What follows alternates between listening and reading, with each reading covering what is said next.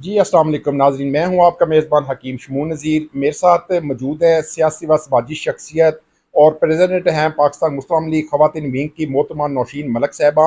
माशाल्लाह उम्रे की सआदत हासिल करने के बाद वो घर पहुँची, हम उन्हें मुबारकबाद देने भी आई हैं। इस मौके पर इनसे गुफ्तगू करते हैं। मोहतरमा, हमारे इदारे TV49 मीडिया ग्रुप की 8वीं सालगिरह है, इस हवाले से क्या पैगाम देंगी आप? मैं इस हवाले से आपको बहुत बहुत मुबारकबाद दूंगी कि आप लोगों की 49 की 8वीं सालगिरह है।